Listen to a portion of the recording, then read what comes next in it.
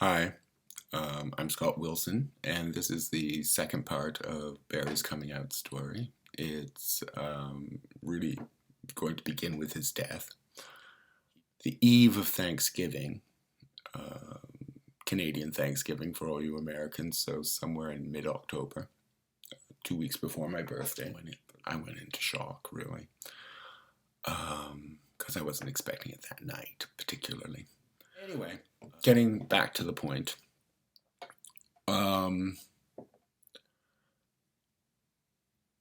All that summer and well into the fall,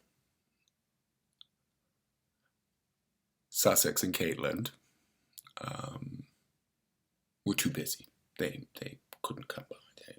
A few phone calls, but too busy for a visit. But within 10 hours of Barry's death, there they were on my doorstep, first thing in the morning. And that's when Sussex uttered the immortal line that is imprinted in my brain. The family appreciates all you did for our father. I don't know if you've ever been deeply in grief, but the bullshit level that you are willing to accept goes way down. But I was trying to be, play happy families, and I didn't say anything, but I remember the first thing that came to my mind was lucky me. And the second was, I wouldn't worry about it, Sussex. Because if the family ever appreciated me, it certainly never showed. In any case, the family appreciates all you did for our father was much more about Sussex saying to me, "You're not family. I'm going to be taking on the authority of a group," and distancing me from the main of Barry's life and the significance of my relationship to him. That first meeting didn't go well, but it didn't go badly. I got out the will and they could look at it, and I didn't really have to interact with them too much. And I tried not to. They were there for quite a bit, giving me their opinion, because I did have people coming in for dinner that night, and they did actually come to dinner. They were quite close friends. We were having them for Thanksgiving dinner. Like I say, I was having a lot of social events going on, so that, Barry had people coming, and it was already set up, and the turkey was thawed, and kept me occupied. And Sussex said it was all right with him if I had dinner. He thought it was a good idea that I could have people, that people could come in. And Sussex was very like that. He definitely saw himself as a sort of alpha male, because he didn't so much discuss things with you. He gave you orders. We'd gone through the will a bit, and it specified that there shouldn't be an obituary, partly because Barry knew that this would be a bit of a bone of contention. So off they went, and lo and behold, an obituary appeared online, and I was very much noticeable by my absence in it. And in fact, all of our friends who had, found out that Barry died and were looking into, the funeral arrangements, all that stuff that happens, had come across this and weren't quite sure it was the right Barry Peters. So Barry was busily being dragged back into the closet by the family. Marble closet in this case, because, I get ahead of myself, but you should have seen the gravestone.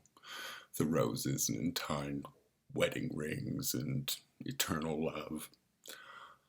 And I, of course, am supposed to be very understanding because they've had this massive loss, whereas I, whose entire life is changing because the house had to be sold and all sorts of things. You know, my life was completely, this obit was done through the funeral home and on their website.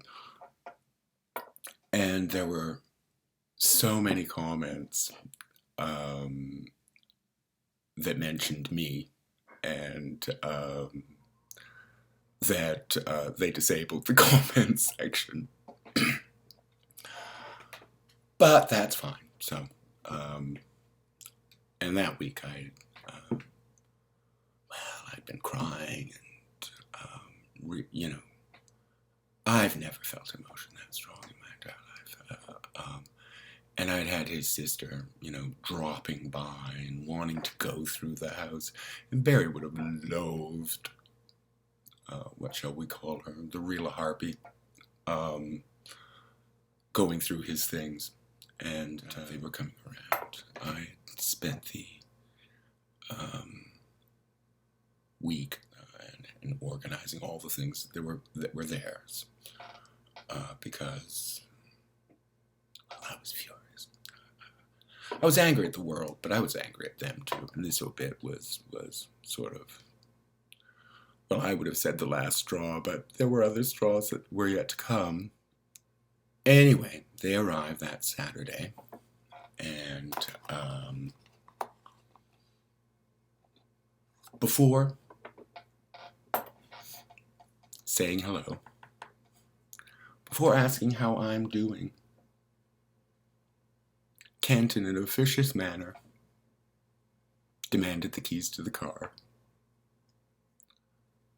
It felt like someone had physically punched me in the stomach. Another thing I've never before since felt like that words could feel. Now, he had every right to the car. It was certainly in the will that way because one of the things I'd done was learn to drive. I hadn't driven, but we needed somebody who knew how to drive. Barry had always done the driving.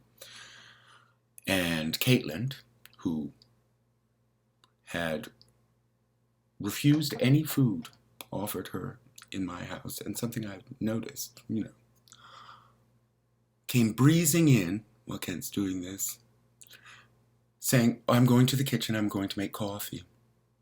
Tra-la, tra-la. And, oh, gosh, the real harpy, I'd forgotten. Because she had shown up just before they arrived. So, plainly car, you know, prearranged. And she was just dropping by to see if there was anything she could do to help me. She was on her way to work. She was just dropping by to see if there's anything she could do to help. And I said no, and in fact, actually, it's going to be kind of a busy day. I really haven't got time today. And she said, oh, why? And I said, well, Sussex and Caitlin are coming by to pick up the stuff. Oh, she hadn't spoken to them in a year and a half. She hadn't seen them, and oh, wouldn't it be delightful to see them, and blah, blah, blah, blah, blah. All managing, all lies, all managing me. That meeting was Caitlin and Sussex, the real harpy, Barry's sister, and one of the kids, the youngest,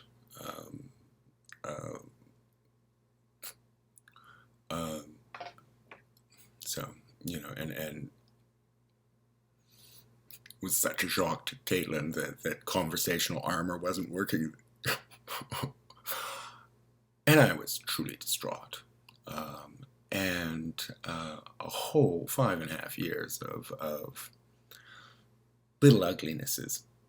And not even 5.5 years, just the little uglinesses that had already happened by this point. And so he's going through the will, and I, knew what was supposed to be coming to me and what wasn't. And I also knew that there were going to be problems with the estate because Barry had said so. There was a huge tax bill that something to do with RSPs and all of that was going to make it difficult. But none of that was known at that point, certainly not by Sussex and Caitlin.